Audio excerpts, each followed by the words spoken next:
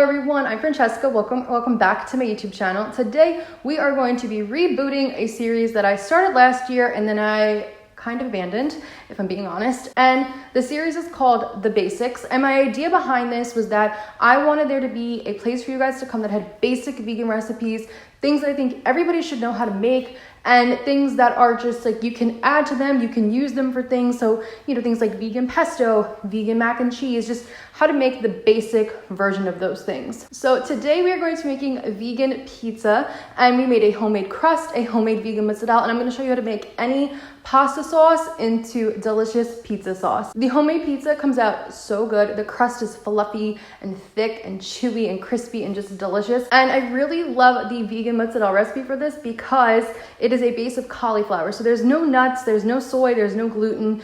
And basically you can just adapt the recipe to fit any allergies you may have. So if you're allergic to nuts, don't use almond milk, use soy milk, use oat milk.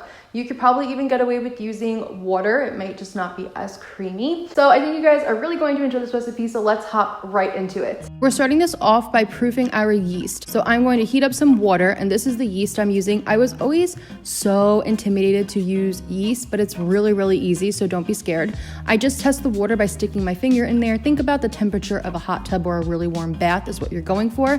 And we're gonna add the packet of yeast and some sugar in. The sugar helps to feed the yeast and help it to proof. Set it aside for about 10 minutes. It's gonna start to smell a little bit yeasty. It'll get really, really foamy, and that's how you know it's proofed. In the meantime, I'm going to start sifting my flour. We're gonna use 3 cups of flour for this recipe, and sifting the flour just helps to make it a finer, smoother flour. No clumps, no lumps. And then I'm gonna add in a little bit of salt as well, and just sift that in there just to make sure everything is really, really nice and smooth.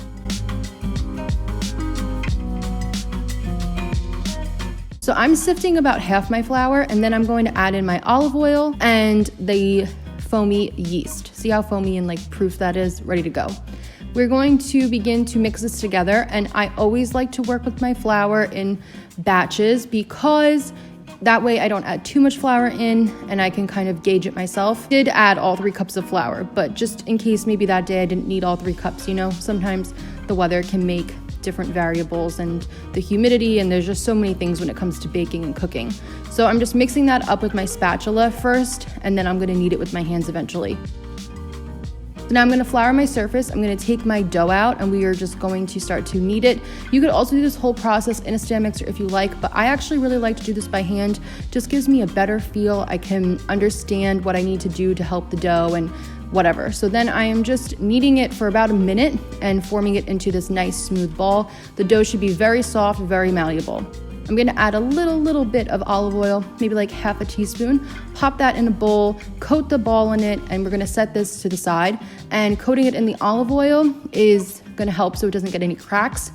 I'm just gonna cover it with a dish towel, and I like to put this in the back by my stove and let it rise for at least a half hour or until it's doubled in size. In the meantime, let's boil our cauliflower. So this is how we're gonna make our cheese sauce. So I'm putting my cauliflower in there, bringing it to a boil until it is nice and fork tender. As you can see, it's barely staying on my fork. Perfect. We're gonna put this in a high-speed blender. So I drained the cauliflower. I'm putting that in there with nutritional yeast, salt, tapioca flour, and almond milk. Again, use any non-dairy milk you like to fit your allergy needs if you have any, and just blend it up until it is super duper smooth. You need the tapioca starch. That's what's gonna make this nice and kind of like cheese-like and stretchy. So then we're gonna bring this to the stove, put it in a pot, and just begin to mix on a medium heat. You need to keep mixing this because as you can see, it's gonna start out really liquidy right now, and it's not all that goopy and cheese-like yet, but as it warms up, once the tapioca flour activates, it's going to get super gooey, super cheesy, just like how it is here. So now I'm taking my favorite pasta sauce, the one from Vincent's, and I'm seasoning it with garlic powder, parsley, oregano, and red pepper flakes. I do a little bit of oregano because I don't really like oregano that much, but it kind of helps to give that pizza-y feel to your sauce. So now you can see that my dough has risen so much, it's almost to the top of the bowl. Mine ended up rising for about an hour and a half actually. And now you get to punch the air out, and I love doing this. It is so fun, just like, oh, it's like a stress ball. Love it. So I'm just punching the air out, gonna lightly flour my surface again, make sure clean surface, clean hands, the whole shebang. and just roll the dough out a little bit, and now we can form it into our circle. So this makes a pretty thick crust. You can spread it out thinner if you like. I used a 12-inch pizza pan for this. You can use it and make 2 thinner pizza crusts. You can save half of it and freeze it, but I really like thick crust, so this was perfect for me. So I'm just going to put some oil on the bottom of the pan, and I'm going to put the dough on there and spread it out into a circle. Just using my hands, and I find using like the palm of my hand, not the heel of my hand, the palm of my hand really helps. Then I'm gonna fold up my little extra sides and make a little crust. I don't know if this is how you're even supposed to make crust, but it works for me. So just kind of like roll those outside edges up and in. And then I'm just gonna really make sure that it's spread out, even, good to go, because we are going to pre-bake this first before we add any toppings on. I'm also adding a little bit of garlic powder and salt. This is totally optional, but it really adds a lot of flavor and it's so good. So I highly encourage you to do it, but if you don't want to do it, you don't have to.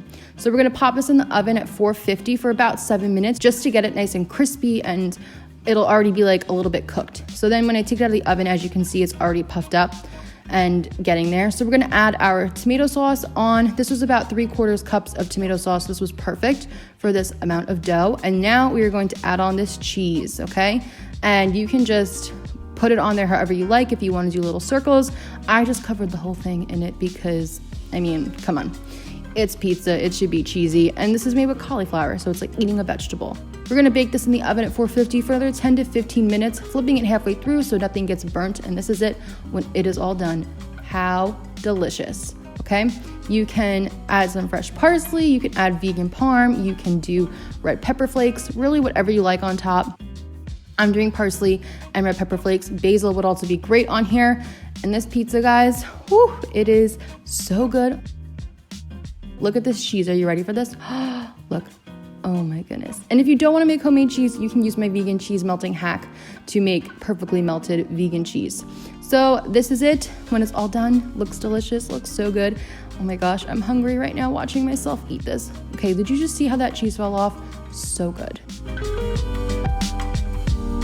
All right, guys, that was our delicious pizza recipe. I was so hungry while editing this. I hope you guys are hungry too, and now you can go make it. If you make it, be sure to tag me on Instagram. Love to see your recreations. If you like the video, if you're excited about the basic series, make sure to like, comment, subscribe, all that good stuff. It really, really helps the channel out. We are growing a little bit more each day, so that is super exciting. The full recipe is on my blog. There's a link for that in the description box down below, and all the ingredients are listed out in the description box as well. I am changing my uploading schedule, so I used to be Wednesdays and Sundays. We are changing to Thursdays and every other Sunday now. It was a lot of content to keep making 2 videos a week, so I think having 1 week every other week where I only make 1 video will really, really help me out. And yeah, thank you guys so much for watching, and I'll see you in my next one. Bye.